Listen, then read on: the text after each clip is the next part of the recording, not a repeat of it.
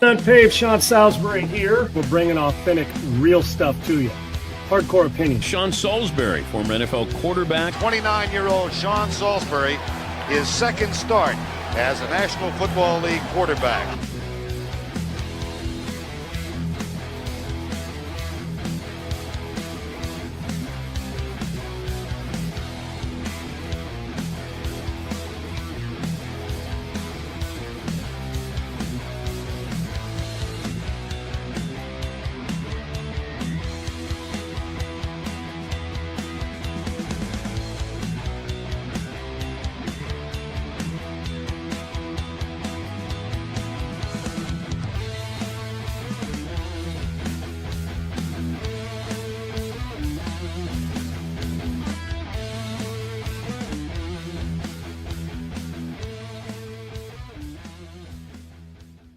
All right, guys, welcome into UNPAVED. I'm Sean. Segs will be along in just a second. We got three tiers of weird today in three different sports. We know free agency is the disruptor. I mean, it's not the people. Free agency is a disruptor. It's a disruptor to teams that they're leaving, to teams that they're gaining, and it's a disruptor when you can't bring a guy in because, well, failed physical. All right. We cover, listen, today it's, what the hell are they doing at the World Baseball Classic? And the Americans have put themselves in a friggin' bind. And now you got to rely on somebody else. Hangovers are a problem. We didn't go get pizza in Italy. They beat you. But not knowing the rules and what qualifies or disqualifies you from this in the pool rounds, well, we're going to hit that later on in the show. In the NBA, I don't think you had it on your bingo card that a player who will not go down as one of the all-time leading scorers and an offensive dynamo, although a really good player, is now second to Wilt Chamberlain. But how he got there, odd. Good for Bam. We'll discuss that. More free agency, but bring Segs in. We start here. I have nothing but incredible respect for the Ravens. I've said on this show many times, over the last 2 decades, they've been as strong an organization from top to bottom as we've had in the league. They just have. You can throw teams like in the past, the Steelers, the Patriots, Baltimore, Kansas City now, what the Rams are doing, and there's others. Look at Seattle and their Super Bowl. And we said on this show last week, we were talking about Trey Hendrickson and Maxx Crosby. And at Adam G. Sager on Twitter, Sean Unfiltered. Segs, we talked about it. And you had asked me a question, and we were discussing Trey Hendrickson. And I say today, as a Raider guy, I hate to see Max go, and I love to see him back, and I hope they don't try to move him again. I'm okay with it. Okay, I'm okay. But there's going to be more legs to that story about trades and interest and health and knee surgeries and recovery and rehab and foul play in the football world. Nothing but respect for the Ravens. But what is the difference? Now, think about this. You can get Hendrickson for free, or you can give up 2 first-rounders for Maxx Crosby. Is there an alarming difference for 2 guys that you know I have hold in the highest regard? Was there an alarming difference in their game, their preparation, their career? An alarming difference between the 2 headed into this. One under contract you're trading, the other free agent that you can sign without giving up 2 number 1s. Well, the Ravens give up 2 first-round picks. Max goes supposedly the rehab on the knee. The Ravens have squelched this, and Segs will have all the information on that. We'll talk more.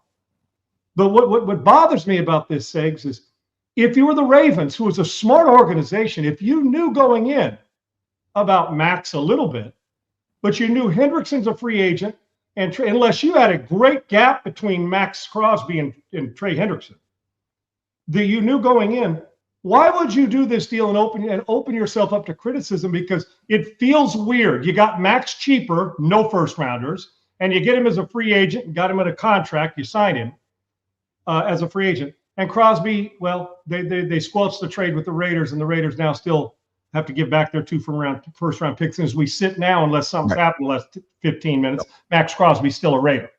Yes. So, Segs, I bring you into this, and you can get deeper into this. But on the surface, if I was an ignorant football fan, had no idea, didn't pay attention, I'm thinking, okay, it ain't like one was the defensive player of the year 5 times and the other's a hack. Maxx and Trey. It ain't like Baltimore doesn't know their stuff. Yet you decided to do this. Now you send him back, and there's going to be the talk injury. You didn't see it. But does this simply come down to the Ravens misjudged it and said, well, we should have gone after Trey Hendrickson in the first place. We have to give up 2 first rounds. We're still going to get a fall out of bed and land into 12 sacks and healthier at this time than Maxx Crosby is Trey Hendrickson. This is a weird situation, man, by 2 teams. One's organization's always been good. The Raiders have history of being great, but also recent history says they are struggling. Where do we go from here? What a weird sense and turn of events, and a lot going on in free agency, Sags. Yeah, it's something we haven't really ever seen before, but there is no way you can convince me. Nobody. Adam Schefter, hell, Ozzie Newsome at the top of the Raiders, and all those guys, Steve Bisciotti, all the Ravens. At the top of the Ravens, you mean? Ravens, yeah. At the top of the Ravens. Ozzie Newsome when he was there, Nobody can ever convince me that this wasn't, we wanted a pass rusher, a big-time pass rusher. We traded for Maxx Crosby. Now, the reason they're able to back out of this is because deals can't become official until 4 p.m. Eastern today. So that's why you have these 2 days, 2.5 days where teams can go sign players. But there's a remorse period, basically, Sags, if there is one. You get a little remorse tampering period, whatever. Nobody can convince me this wasn't, we make the trade, and then we follow Trey Hendrickson. We keep in touch with Trey Hendrickson. That price is starting to come down. That price is coming down. That price is coming down. Now it's in the range where we feel comfortable with Trey Hendrickson. Okay, now we need out of this Maxx Crosby trade. Hey, let's get a couple doctors to look at his knee. Everybody in the world knew he had surgery not too long ago. Everybody in the world.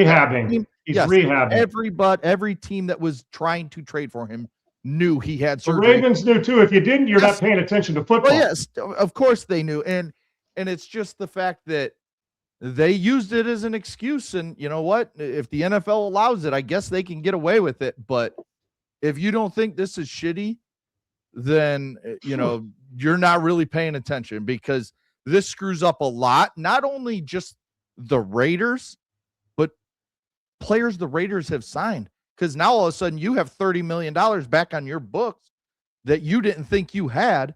And you went out there and signed Tyler Linderbaum, Nakobe Dean, Eric Stokes, the wide receiver from the Vikings, Naylor, plus more. Now you might have to pull some of those contracts back because you can't afford them when it comes to the salary cap. So I'm wondering what kind of ripple effect does this have? And then on top of it, all the other teams that want to trade for Maxx Crosby now have already spent a lot of their money. Right. I'll tell you what it does, Sags. First of all, the Raiders, this puts them in a bind because the Raiders are a team that is in a bind anyway. Yes. Now, I'm not even talking about saga. I'm just talking about roster, everything they're trying to do to build this. And this isn't just a detour into the unpaved road, brother. You're in the brush now. Yes. You can't even see the forest through the trees. Well, this has 3 tiers to me with the Ravens, who, as you know, I think they've run it great for a long time. Yeah. One is they started to look at, well, we got to go through the rehab. Are we sure that it's not degenerative or what's going to happen? These are my words, my opinion. Mm-hmm. That Maxx Crosby's rehab, man, is it really worth 2 first-rounders right now? Did we overpay? I think there's no way that did not hit them at some point when they put it together. Yet, if you would have done your due diligence, you'd have known that before he walked in the friggin' building. That's just my opinion. Secondly, that the Ravens start to look at it and say, man, sure like those first-rounders back. We're still not where we want to be yet. Thirdly, they saw the price, as you mentioned, of Trey Hendrickson go down. What did he get, Segs? Tell me Hendrickson's contract real quick. I know. 4 years, 112 up to 120. So he was under the 30, and reportedly he was asking 35 at the beginning when the Ravens. Oh, you mean yesterday on the show when I said extreme he asked for, team tries to lowball. This will end up somewhere in the middle between 25 and 28 million bucks, which we said yesterday for Hendrickson, and we weren't even talking about Baltimore. Right. What they did is they started to see this thing creep down and saw the lack of $35 million interest and started to see the lack of sub 30 million, the 30 million range that he wanted, sub 30 million. 4 years, healthy, like we've said, this has been a consistent guy. He rushes the passer. He's gonna stumble into double-digit sacks. That's who Trey Hendrickson is. And Maxx is a great player too. He's just going through the rehab. So this is not, hey man, he came in, it looked worse. He's in rehab. We had no idea that the injury was like that. But we are in the zone where you can, whatever you want to call it. I call it the remorse zone. You call it whatever you want it, the tamper. I don't care what you call it. The point where you're sitting there saying, I'm the GM, I'm talking to the owner, did we make the right decision? Part of me also thinks that they thought Trey Hendrickson would be off the market when they started to look at Maxx Crosby. Yet, trading cost 2 first-round picks. What'd you have to pay? Money, right, Segs? You had to pay money. That's so, to me, now I don't know if the Raiders now in desperation are still going to try to move him. But if you're another team, Segs, are you giving up 2 first-round picks? I think Maxx is talented. But after knowing this, you just devalued. Right, you just devalued your best player. Yeah. I mean, meaning the Raiders, when I say devalued, it's not their fault, but if you go in and ask for 2 number ones, Maxx Crosby will still be on your roster. Understand this now. And if you're a team now that goes in and you invite him in the building and you say, well, now they're going to use the injury. Baltimore backed out. It must be worse. Well, I mean, yeah, we agree with Baltimore, but we still like him. We'll give you a first-round pick for him. Yeah. Through all this, the Raiders weren't keeping Maxx Crosby's rehab a secret. It wasn't a secret, and neither was Maxx. Right. What this does, though, is this all of a sudden says, guess what? You ain't getting 2. You're getting 1 in a 4th round. If somebody gives up 2 first-rounders for them sakes, it'll be the most desperate, dumbass move on the planet. Not that Maxx isn't good, but you're in a bargaining position. That'd be just like giving money away. Right. You're giving assets away. So this is weird, and you're not going to tell me this just had to do with Max's rehab and his injury. It isn't. This has more layers than just that to it. Now, Baltimore, if you pull it off, God bless you. You get an equivalent type pass rusher who's a hell of a player, who you're getting for about $26, $27 million a year, who will impact, and you'd have to give up shit for him. So other than money, which you got to pay anyway, Maxx makes a lot of money too. So with that in mind, all this said and done, the Raiders take another hit. Many of their hits have been self-inflicted, not this one. They, in some people's minds, fleeced the Ravens out of 2 number ones with this situation. Now, I hold Maxx in high regard. I don't think every other team in this league holds him in 2 first-round picks while you're rehabbing in regard. The Raiders, I'll be shocked beyond belief if the Raiders get 2 number ones now. And Baltimore's got an edge rusher that's a difference maker, and you don't have to trade. But I don't think the talk about this is over yet, Segs. One other layer to this that I think not a lot of people are looking at is something that I don't like. Part of this story that if you go back and listen to Rappaport or Schefter or any of these guys talk about it, is the Ravens brought in multiple doctors or showed the MRI and stuff to multiple doctors so they could get 2nd, 3rd, 4th opinions on the knee is the quote unquote story.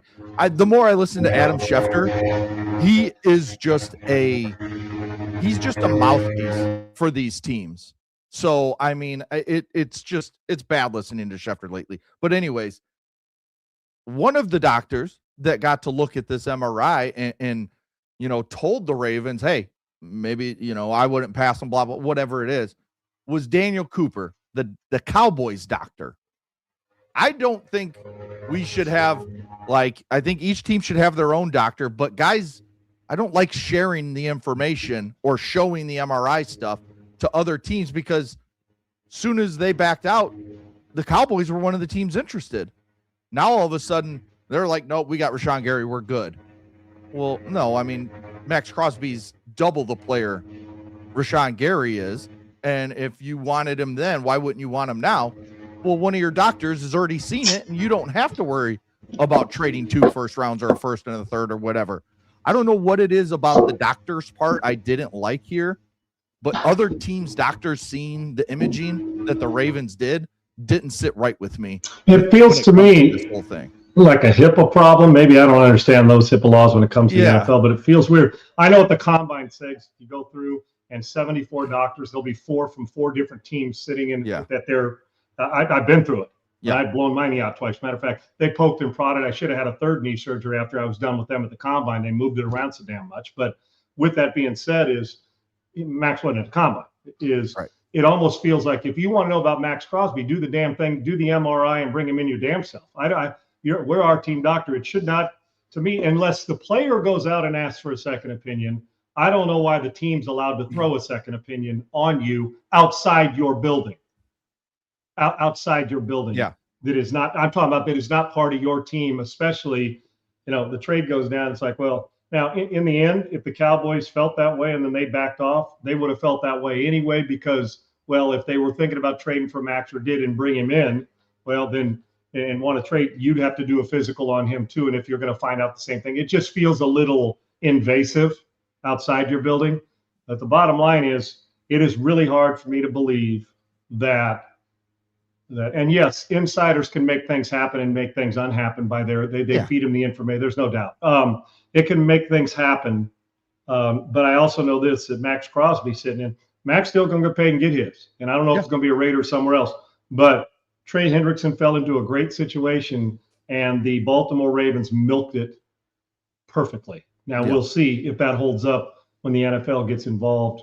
If they do, or they say, hey, do whatever they want. It's not legal yet until a certain time. This is the period they can back out, and they did.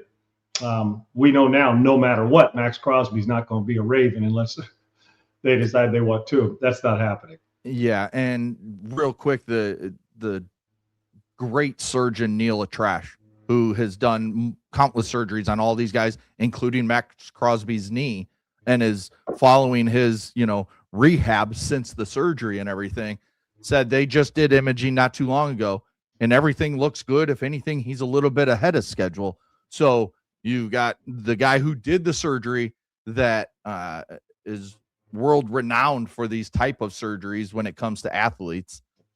He's out here saying this. Then you've got doctors, pulling names out. The Ravens are of their doctors, and the Cooper guy from the Cowboys saying opposite. So I don't know who to believe, but yeah, if you're the Raiders here, you just have to feel screwed. And if you're the Raiders, do you say to the NFL, okay, we understand you can't do anything about this. We get it, but we need to get rid of this tampering period because of shit like this, because we could not consummate the trade right then. Officially, we're the ones getting screwed. This happened Friday. They traded for him. So what, 4 or 5 days later, we're getting screwed over here when now we've got 7 free agents we signed. And now we might have to tell a couple of those guys like, hey, sorry, I know the market's kind of been picked over by a lot of teams and a lot of teams don't have money to spend, but you're going to have to go back out on the market because we can't, financially, we can't keep you. We cannot do it with our books, bringing Maxx Crosby back in. Like buying a home when you don't have a down payment, you're not going to be able to buy it, or write a bad check. Yeah. No doubt. I pulled it up here. They've signed. The Raiders are the ones that get screwed in all this because Max is going to get his. Hendrickson got his. The Ravens got their player. Yep. They're going to get screwed both ways, money-wise with the guy they have signed and losing draft picks, 2 first-rounders. They're not getting 2 first-rounders for him now. It's not going to happen. If it does, then that other team's dumb. Not because of Max, just because the situation's created that you've devalued this situation. The Ravens did a disservice when it comes to the Ravens to the Raiders. Yet if the Ravens could pull it off, they still got a good football player. This isn't just about an injury, and you and I both know this. And there's 2 guys here that I think you have to feel like, damn, I am going to lose my contract. Is Malcolm Kuntz and Kwity Paye, who they signed. They're both edge rushers. Well, now one of the best edge rushers in football is coming back to the Raiders for now. He's on the roster. He was in the building at 6 a.m. rehabbing, somebody said. So it's just a bad situation overall. And it really, at least Max gets to keep that nice crib in Vegas that he's got, right, Sags? Yeah. Instead of just an off season, he gets to keep it during the season. If that's the case as we sit now. At least for now. Now imagine if he sold it, Sags. It was one of those quick sells. Somebody came in and bought it for $10 million or whatever Max selling for over the weekend. One of those where it's like, man, first buyer comes in, buys it as is, boom. I don't even know. I'm not saying it was for sale. And Max said, well, I love Vegas, but I got to move now because I don't want to spend that kind of money. I'll make a profit on it, whatever. And then all of a sudden, he sells that thing and then comes back and says, well, I got to sit in an apartment now in the crib. But my ROI, put it this way, the house would have got more ROI from Maxx if he would have sold it than the Raiders are going to get for Maxx now. It's after the first buyer turned him down. It's going to be fascinating to see what happens with Maxx Crosby the rest of this offseason, because there will be teams still after him. But like you said, nobody should be. I said on this show, I would not give up 2 first-rounders in the first place for Maxx Crosby, but somebody did. And now, if you're the Raiders, you're hoping to get 75% of what the Ravens were offering. Like that, would that be 75, 80%? I think is kind of where I think they'll end up. So that's fair. If you can milk a first rounder out of it, Sags, and another body, whether it's a player or a draft pick that's not a first rounder, you're probably going to have to take it if you're the Raiders. You probably are. Yeah. And it was looking real good, Sags, sitting there with 3 first rounders over the next 2 years and what have you. Yeah. That's just such a killer for the Raiders. Speaking of the Raiders, they actually had something kind of go their way yesterday as well. They maybe went to the team that is the only worse organization than them, and that's the New York Jets. And they said, hey, Jets, do you guys want Geno Smith back? Like, I know you drafted him a long time ago. You guys want him back? We'll trade him to you. And Jets are like, yeah, sure, we'll give you a 6th if you give us Geno and a 7th rounder. What the hell are the Jets doing? Inexpensive for Geno Smith. You could have just waited. They were going to cut him. Of course. Were you worried you weren't going to get Geno Smith on the open market? Oh, well, go sign Kirk Cousins or something. Like, what are we doing trading picks? What did we say? What did I say on Twitter? And you commented on it too when Dr. J, one of our great followers on Twitter, but part of this show, and he's on here all the time, said, was talking about the Geno and the Jets did what the Jets do. They don't get it.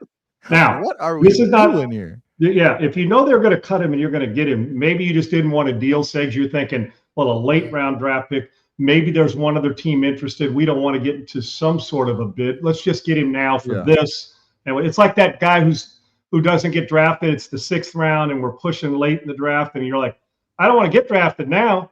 I want to be able to choose my team where I can go and try to make a roster as opposed to you drafting me and there's 5 quarterbacks in front of me. I don't get a rep and I get cut. In the Jets case, it's like, well, do we really want to involve another team or something that may think, well, Geno's got some starting experience, has redone his career, did a good job in Seattle, really good job. It wasn't very good with the Raiders because the Raiders weren't very good, and he took a step back this year, but he's rehabbed his career and done a nice job. He's a guy who belongs on a roster, can start for you, back up for you, depending on who it is. He's going to start there, I would think. But Segs, it's like, what are you looking at every year? What is it the Jets have in their drinking water that the rest of us don't that makes them want to do this? Now, I hope Geno's successful. It's where he started his career, had some struggles, moved on, and then, like I said, redid his career and did some great things. But I told you on this when we were talking about Geno Smith last week. I said Geno Smith needs a great team to be around for him to thrive. He's not going to load you up and play Brady or Rodgers or one of those guys that says, come on with me, man, I got you, or Mahomes, I can carry you through he needs good players. You saw they didn't have good players. He struggled mightily because he still likes to push the ball down the field in a vertical passing game. It wasn't very good. And maybe he'll be better there, but I don't know why you'd even give up an asset when you could have got him for free. You would have just had to jump on it quickly jump on it quickly after they cut him. But and this was the Raiders weren't keeping him, but it's the Jets doing Jets things. They always do. And you're going to line up with number 7 at quarterback if that's the number he's going to wear with the Jets, I'm assuming, in the fall. We just had a conversation last week based on reports that Frank Reich wanted Carson Wentz. Yep, Wentz quarterback, and he's a free agent. So again, you could have just signed him for money. Probably somewhere in that 5 to 6 range, maybe even a little less. Like, he's not going out there getting more than some of these backups that have signed already. So maybe you're into 4 to 5. Now you pretty much 6 in one, half dozen in the other, right? 6. Yeah, like what? And it's like one the you Jets could have just got for don't even nothing. give a shit. It's like, hey, fuck it, we're good. We'll try Aaron Rodgers. Oh, he tore his Achilles immediately. Well, that sucks. You know what? Let's try Justin Fields on his 3rd team. after not being good in the first stops. Oh, that didn't work out. He got benched at one point. Yeah, you know who will fix it? Geno Smith, the guy we drafted 9 years ago or whatever it was. And he's going to come in. He will change the fortune of our franchise now. Think about the quarterback situation since Rodgers was not invited back and they didn't tell. I mean, dude, Rodgers, before he left to Pittsburgh, from Rodgers to Fields to, I mean, you start to go down at Segs now to this when you wanted Wentz, you bring Frank Reich in. And I hate to say it, but, or at least I'm okay with the Raiders. The Jets do qualify right now when it comes to front office on down and their thought process as maybe one of, maybe they overpaid Breece Hall because they franchised him too, Segs. I mean, Breece Hall's a good player. The Jets continue to prove that my Raiders aren't the worst organization in sports. Okay, because this Maxx Crosby thing's not on them. Matter of fact, we would have high-fived them saying they got 2 first-rounders for an injured Maxx Crosby who's rehabbing right now. So that's a good gig. And went out and signed some other players. So, yeah, I hope Geno plays well, but you're not changing your franchise's fortunes around for the next 3 or 4 years with this move. And we all know that. Yeah, I was just looking at the Jets numbers from last year. There's 3 quarterbacks, which were Justin Fields, as I mentioned, Tyrod Taylor. He started 4 games. Fields started 9. And Brady Cook, the young quarterback out of Missouri, he started 4 games. How many interceptions to combine did they throw, Segs, last year, those quarterbacks? How many picks did they throw? 13. And that's 13 more than their defense got. Yes. And the problem is they only threw 15 touchdowns. But here's the thing. Geno Smith last year threw 19 touchdowns, so just 4 more than the Jets quarterbacks, but he threw 17 interceptions. So the plus minus is in the picks alone is 29, 30, 32. You said he threw how many picks? 19 picks? He threw 17 picks last year. Okay, so 17 and 13, so 30 picks. 13. And they didn't intercept, they didn't force a pick once. So in the throwing interception turnover game, they are in the minus 30 category. If you would put Geno into with these quarterbacks, and they didn't get a pick. They didn't get a pick. How's that for a season, Segs? You think the Jets could talk about being 10 players away from 10 players away? Being crazy. But this is a team that needed a quarterback, and I guess they think that Geno's going to be the answer. So good on Geno. He's going to get another chance to be a starting quarterback with them. I don't see Aaron Glenn making it through the season, let alone the first 6 weeks. Right.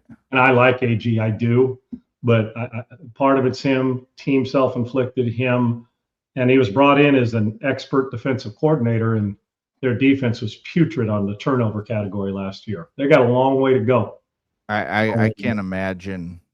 I mean, I've gone through some shit as a Bears fan, especially with the quarterback position. You know, Jay Cutler's been the best we've ever had up until now with Caleb Williams.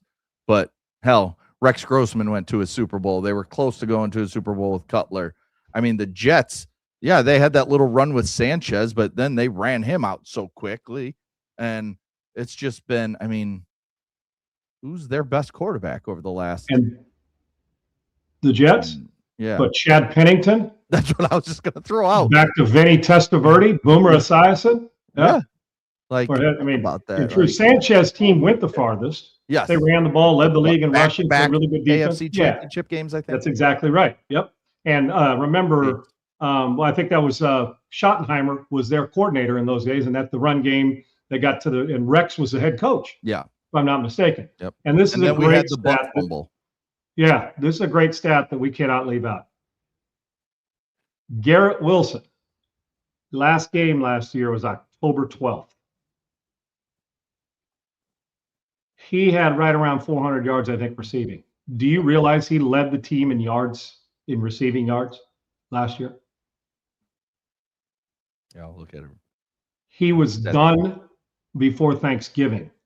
And he led I got it right here. Garrett Wilson in 7 games had 395 yards receiving. Mason Taylor, the rookie tight end who played in 13 games, started 11. He was second with 369. And then Breece Hall, their running back that they franchise tag, gave a boatload of money to. 350 yards receiving. And then At the no young time, Colts receiver. So they had 4 guys over 300. That's it. at no time in the history of modern football, and it may be there, but I'll tell you what, I'll be shocked if we've seen it when we put these metrics together. Will we see a time when a defense gets no interceptions in 17 games and your leading receiver was done by the time kids went and got candy at Halloween, and that was under 400 yards, and you still had half of October, all of November, all of December, and what, a game in January? And he still led. The New York Jets fans deserve better. This New York Jets team, while there's some good pieces on it, this organization right now is putrid. And quite frankly, borderline embarrassment when it comes to competitive balance and getting after it. And that's not to say they don't have some good players, but I got news for you. The few pieces are far better than the sum of that team's parts. I assure you. Yeah, the Jets only forced 4 turnovers last year, 4 fumbles. Think about that. 4 fumbles. That's it. Well, if you're a Jets fan, I feel bad for you, and it doesn't look like things are getting better anytime soon until you find that quarterback. That's the main thing in this NFL, and this guy coaching isn't the future coach of the New York Jets. He'll be gone. If they start off slow, which I would imagine they will, Segs, by Garrett Wilson's injury last year, by October 12th, there'll be an interim coach on the New York Jets if the trend continues the way they play. Yeah, for sure. All right, before we get to our commercial, when we come back, we'll talk World Baseball Classic, Bam Adebayo's historic night, and more NFL free agency. But first, tell me about Augusta Precious Metals. Augusta Precious Metals. Guys, when you're protecting what you've already earned, IRA, 401k, it's not taxed when it comes to gold and silver and precious metals. Let's discuss moving forward how you're going to protect what you've already earned. Protect what matters most with gold and silver. Augusta Precious Metals is your premier gold IRA company. Diversify, protect, preserve, hedge against inflation. That's what this does. Precious metals, they are tangible assets. Protect retirement savings. That retirement you've already earned, is cash doing that? Physical gold and silver, education first approach, no sales tactics at Augusta Precious Metals. That's why I was drawn to them. Drawn to them because they're not pressuring you and hammering you over the head with something. They're trying to educate you so you know what's best for you, your family, your peace of mind, your security now, later, and in the distant future. How much time you have, how much money you have. Precious Metals. It's your premier gold IRA company. That is Augusta Precious Metals. Secure your future with tangible assets. Visit SeanBuysGold.com. SeanBuysGold.com. Gold and silver continue to rise. And it's one of those, there's no guarantees in life or in sports or in money, but I'll be damned if gold and precious metals isn't about as close as you're going to get. Text Sean to 35052. Again, there's no guarantees, but there is a guarantee that you'll get educated on precious metals. Again, text Sean to 35052 or go to SeanBuysGold.com. SeanBuysGold.com. Free information, no obligation, guidance, education, and confidence. SeanBuysGold.com. All right. Last night in the NBA, we don't talk a lot of NBA. We don't watch a lot of NBA between you and I. I mean, we just last nig's a good reason.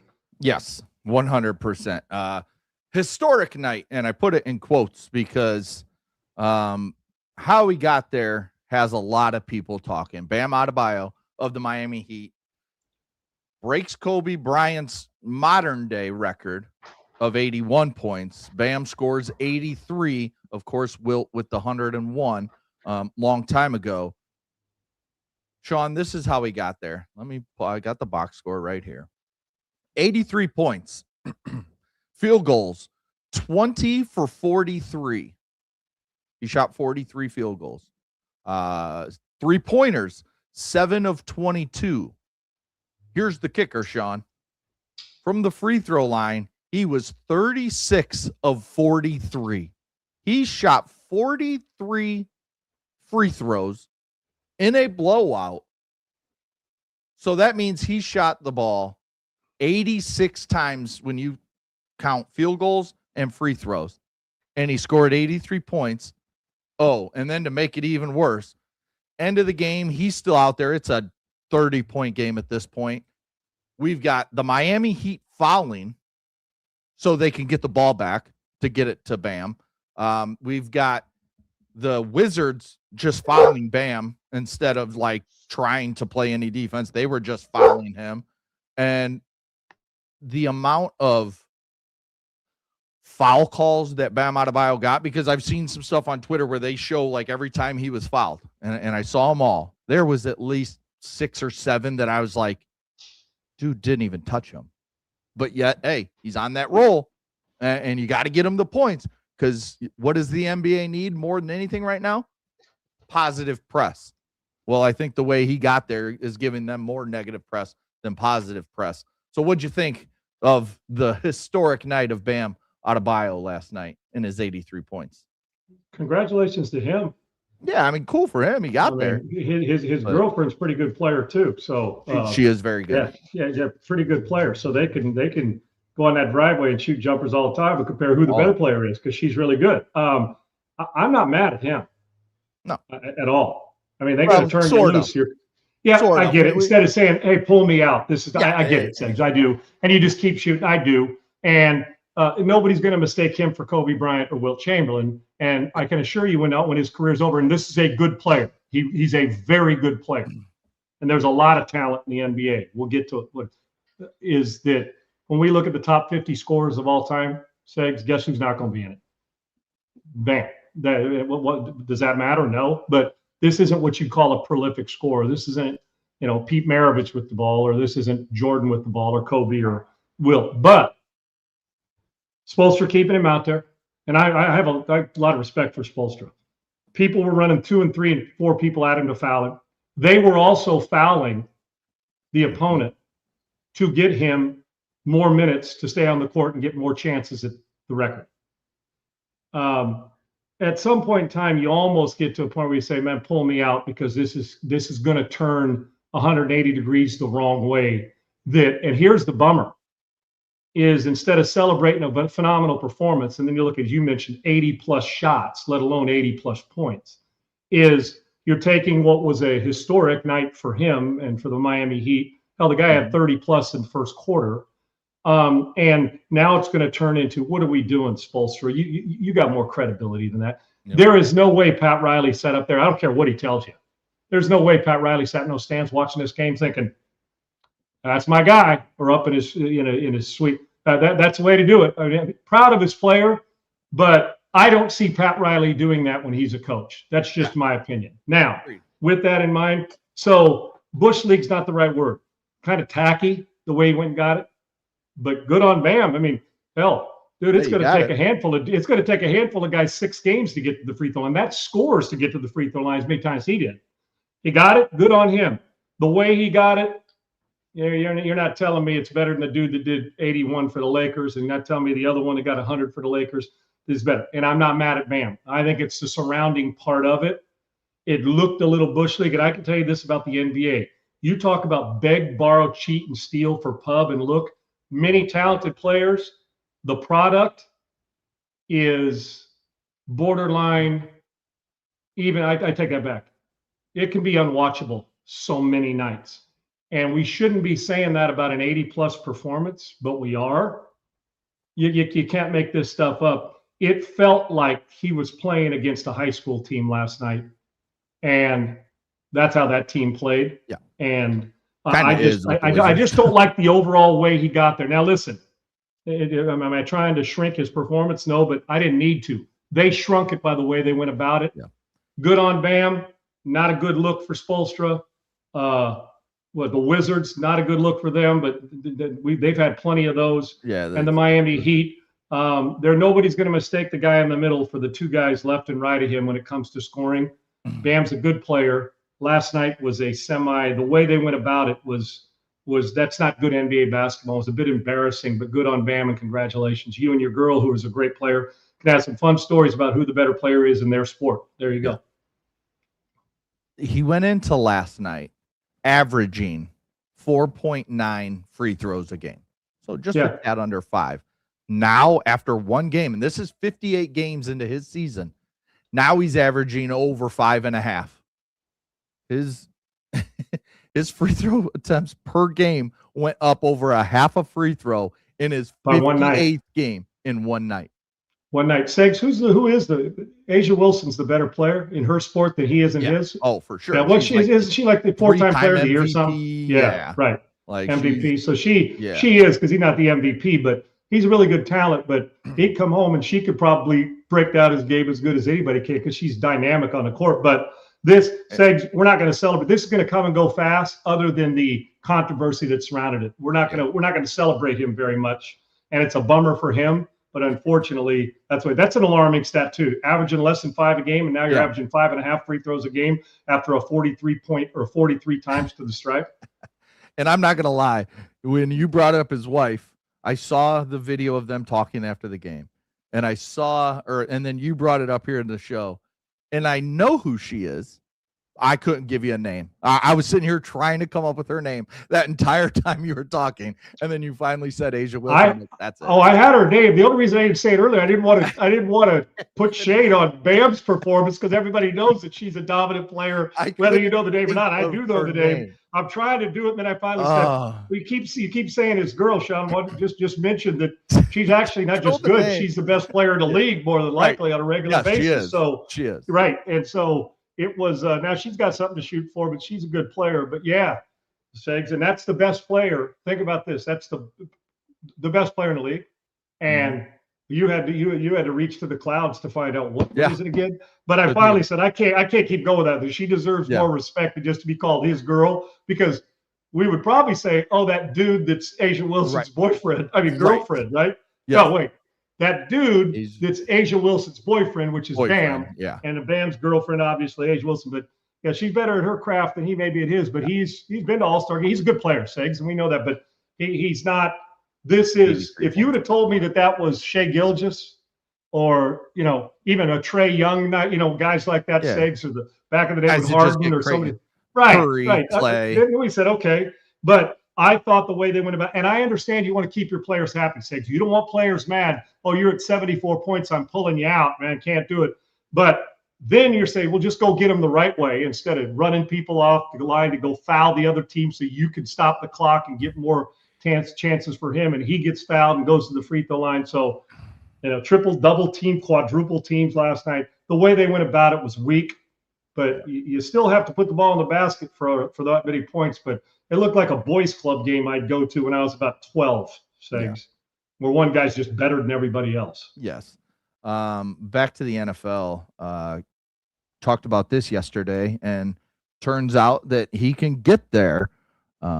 Colts signed Daniel Jones to a 2-year, $88 million deal, $44 million per year. But with bonuses and stuff like that, he can get it up to 2 years, $100 million. That means Daniel Jones could be a $50 million a year quarterback. What do you think of the Colts signing Daniel Jones to this contract here? Segs, considering the landscape of the position, I've told you on this, Darnold made 37.5 or something last year and went to the Super Bowl, and that was fair. And the Minnesota Vikings are reeling. And that was coming off a really good season. Well, a 15-win season the year before. And so there's no doubt. And Daniel Jones was headed to a good season. He was playing well. They went through a little, got banged up a little bit, and then he got hurt and the season ended. But he was the first 6 games, people were talking about him as the MVP in the league. Segs, remember, he was really doing some phenomenal things. Well, when we talked 50 to 55 that he wanted $50 million a year, now with incentives he can go get it. That was I said, if you're going to do that, you're making a mistake if you're the Colts. Good player. He's still got a lot to prove, and now another proof. He's had to prove it as a quarterback who didn't have a good start to his career, and New York fans and media question him, and the national media question him. Then he had the one great year, got him to the playoffs, got paid, got a new contract. Then they went downhill again, and then he got moved, and he plays in Minnesota, was a backup, didn't play. Get him over to the Colts, has another good year, then he gets hurt. So there's a lot to prove for Daniel Jones. This is a hell of a contract. He shouldn't have. And if he would have balked at this, I would have said, come on, man, you're from Duke. You're smarter than that. Right. You're smarter than that. So you asked me yesterday, I said 50 plus. Ladies, man, and gentlemen, can I introduce you to the Tua and the regret people have afterwards for contracts like that. Yeah. Well, you got him in that 44 range. I'm not sure you could have got much cheaper, Segs, for a starter who you like, who is going to be ready to roll. I get it. It may be a couple $1 million more than you and I probably would have liked, but he's had a longer, better start to his career than Darnold did, except for the last 2 years. Yeah. And Sam's making his. So good on Daniel Jones. Love comeback stories. And 44 with a chance. I don't have any problem when meritocracy kicks in if you're a good player or you get rewarded for good performance. Yeah. I don't. But I do know this is kind of where the starting landscape for a team that's a playoff caliber team sits. I don't have a problem with 44 million with him. I would have had a problem between 50 and 55. Would have been way too much. Yeah. Something else we talked about yesterday was the Eagles, being ransacked with all their players leaving. Well, they finally went out and made a deal. They signed Riq Woolen, the corner from the Seahawks, who's another team that has lost a lot of that really good defense that they had with Mike McDonald. He signs with the Eagles for a 1-year deal. I want to say I saw $11 or $12 million. I don't have it right in front of me. A 1-year deal upwards up to $50 million or $15 million. Excuse me. So I think it's right in that 11, 12, and then he can get it up to 15 with some escalators and stuff like that. Good move for the Eagles. I think he's a good player that, sometimes his mind kind of wanders, but then he comes back and is a good player. I like this deal for the Eagles and a defense that lost Reed Blankenship, needed to, corner has always been kind of that spot where maybe that second corner has always been, that's where you can get the Eagles when on their defense. I think Woolen will help in this case. Well, Segs, we were asking what's Howie Roseman, who's been, in my opinion, as good as we've had in football for a while now in the front office, is what are they going to do? Is he going to make moves? Well, this is a good start. He's a good player, gives you not only depth, the guy that started. Just don't run up and down the sidelines pointing at coaches and taunting them so you get beat on the next throw for a touchdown, right? Wasn't that Woolen who did that in Seattle, Segs, in the playoff game? Yeah. Where you go and taunt. And then all of a sudden they challenge you with the throw down the left sideline and runs into the end zone for a fade route to touchdown. So, but good player, and was a big reason defensively why the Seahawks were able to get after it. But once again, looking at Seattle's sakes, not just for Philadelphia, you lose your coordinator, you lose a few players. That's why when you have an opportunity in the window and the door is open, even slightly, you got to kick it open and do everything you can to even take the door off the hinges so the door stays open and doesn't close shut. It's a good get by Philadelphia. It may not move much needle, but he's got a Super Bowl ring, he's got experience, and he'll add to a defense that, while you've lost some players, you've also filled the gap having him on there. And they know what a championship looks like. Now Woolen knows what a championship looks like, so he gets to put it together. And it's also, Segs, as a 1-year deal, he's got a chance to go perform and get himself a bigger deal or get right back at free agency again next year. Yeah. All right. A weird story last night. I'm sitting there watching Team USA get beat up by Italy. I know they came back and made it close 8-6, but it was, just a couple P. Crow Armstrong home runs, a home run from Gunnar Henderson, made it 8-6, but in the end, Italy was the better team last night. But then after Did you think you'd ever say that going into a baseball game? No. And the crazy thing, I'm watching that game, and I've kind of followed Italy because there's a couple young players from the White Sox on there, and they made a huge difference last night. And Anatacci and Kyle Teal both, having big games. But after the game, manager Mark DeRosa is on MLB Network, I think it was, and he's talking, and he basically says, when we clinched our quarterfinal spot with our win over Mexico, guys went out and partied. Guys went out. We hit it pretty hard that night, and then we hit it hard the next day. Well, problem was you had a game against Italy, but the bigger problem was DeRosa was wrong. They hadn't clinched anything, and now you go out and lose to Italy. If you would have just beat Italy, you're in. You clinch your spot. Now you lose. Now you need Mexico to what was it? Win by 5. Mexico's got to beat Italy by 5 runs or more. Yeah. 5 runs or more. If Mexico beats Italy by 5 runs or more, Mexico and the U.S. are in. If Italy wins, or if Italy and Mexico go and U.S. is out. If Italy loses by 3 runs, Italy in, Mexico in, U.S. out. The U.S.'s path to this is Mexico could throw a one hitter, and that hit could be a a solo job, Segs. Hit a solo job and lose 5-1, and guess who's not going? The United States. I know this is, we're not talking about like hockey. Dude, it's awful. And it's not just awful. And listen, I like Mark's good on TV. I like Mark DeRosa. And I know managers are, taking care of their teams in spring training. But I hate to say it, but it does because we all get caught up in when you're watching thinking, well, there's certain rules we didn't need to know about. And I'm telling you now, they thought that Italy was going to be a cakewalk. Hence why the celebration didn't matter. And their full array of lineup last night, he was playing some other guys that weren't in their original starting lineup to get him some work. Listen, I like I said, I love Mark, but man, is this a big gaffe, Segs? It is, because you can't do that. You want to now party after the win last night after you hammer them so you can enjoy yourself and then get yourself into to the next, the next, what are we at, the quarters now, heading to the semis from the quarters. And the quarters will be Friday night. Right, exactly. So Segs, losing's one thing. Going out and partying, okay, I get it, but partying and not knowing, not a player, not an assistant coach, and not the manager, understanding the seriousness of the nature of now, instead of you controlling your destination, you have to sit back and say, Mexico, please get a late. If you're up 4-2, please give me a grand slam late so we can move on. Now, can you imagine if we're having this conversation when this is over and the U.S. is eliminated and how they got there? It's not that they got beat. Upsets happen. You get a good pitching performance for 4 1/3 or 4 2/3 by Italy. But what is the problem, Six, is that you were ignorant to the situation and had no idea. The one thing I can control, preparation, attitude. That's 2 things, should I say. The third thing I can control is knowing the rules and what's going on and what it takes. All that is a Google. Yeah. Even if nobody in your own clubhouse knows it because they're shit-faced out of their mind or they just thought they clinched it to you. You're our leader. You assume we can go, fine. But the fact that you don't know on a controllable situation, not the loss, but what the loss would have meant to you is inexcusable. Now I want you to take that and put it to football. You're Michigan Wolverines, not understanding. Quarterback spikes it on 4th down.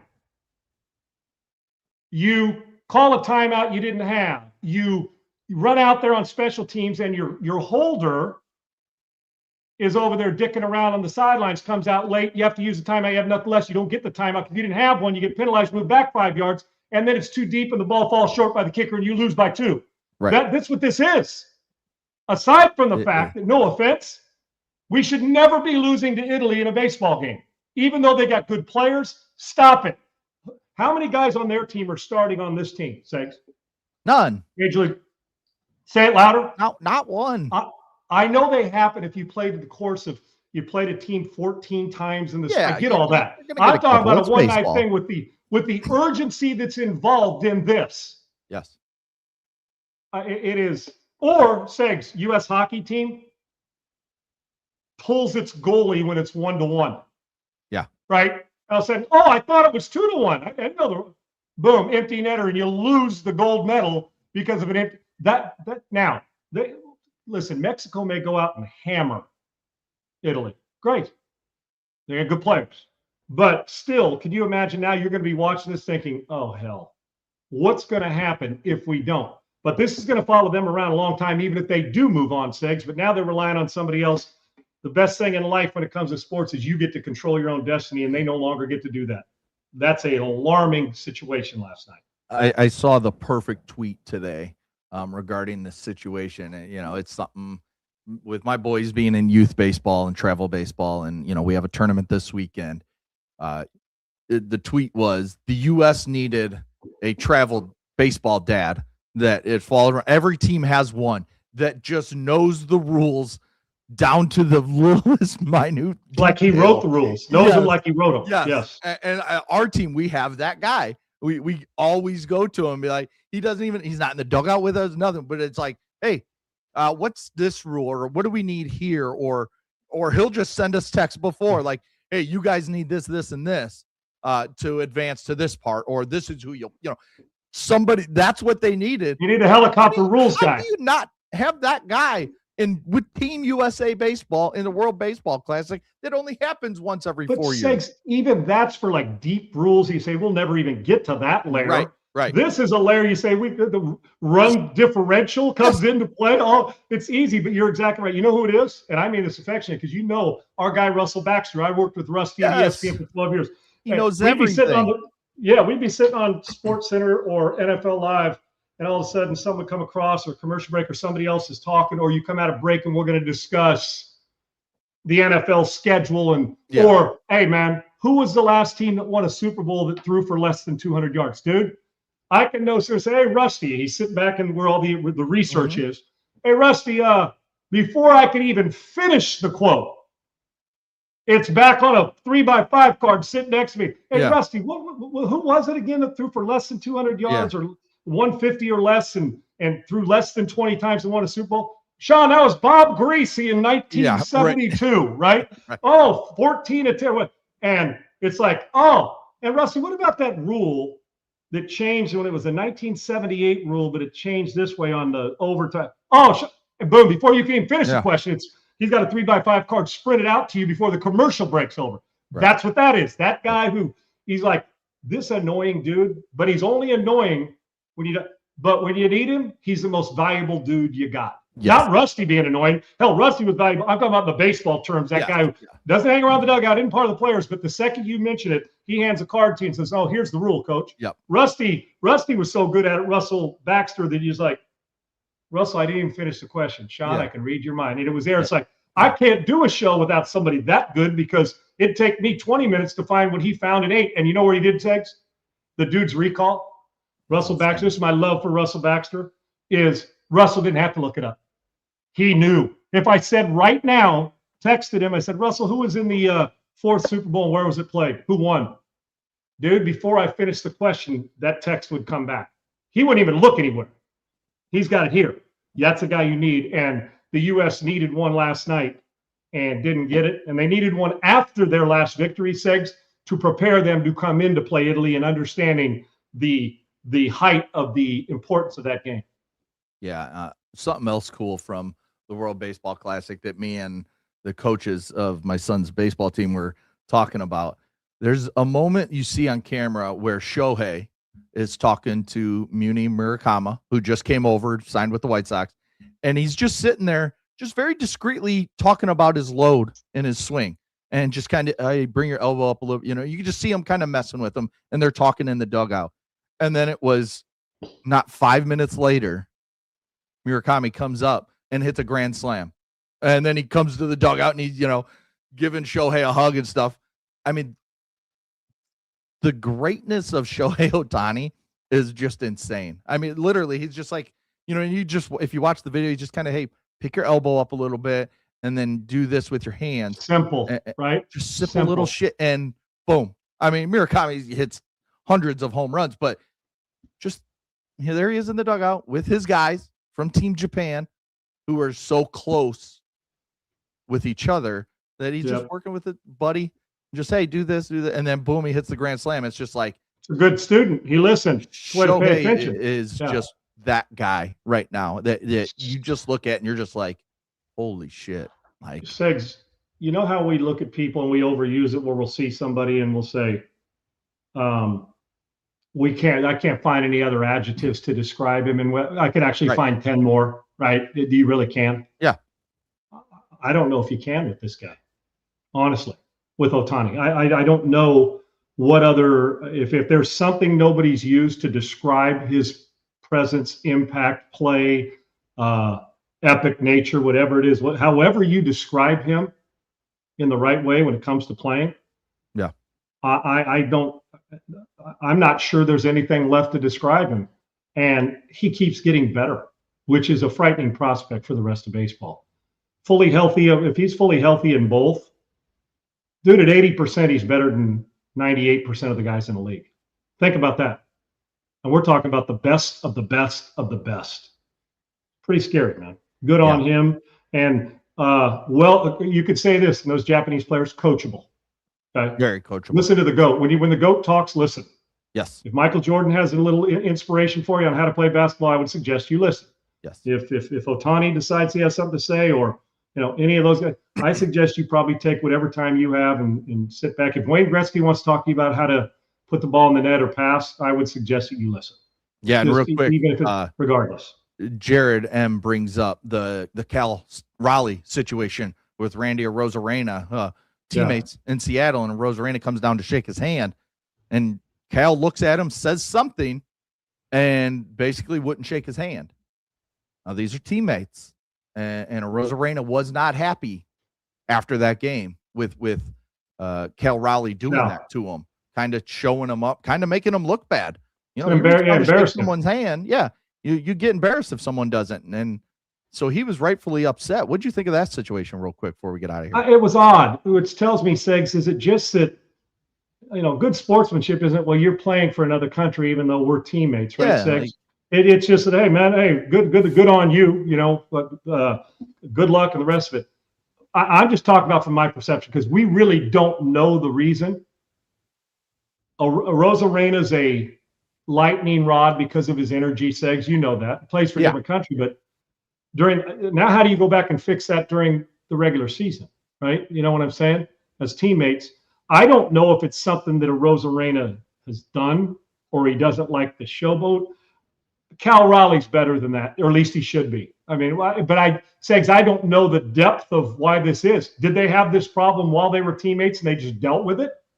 Did he not like Arozarena from the past when he was playing somewhere else and maybe pimped a home run against Seattle back in the day? Did he not like, I don't know, or was it during this tournament alone that Arozarena? I don't know. But I can tell you this, regardless of your feelings, just for optics alone, even if you can't stand a teammate or can't stand a guy, you shake his hand, Seggs. You just do. But I don't know the depth of what bothered Cal Raleigh. I'm not letting him off the hook because if it was reversed, we'd be crushing Arozarena.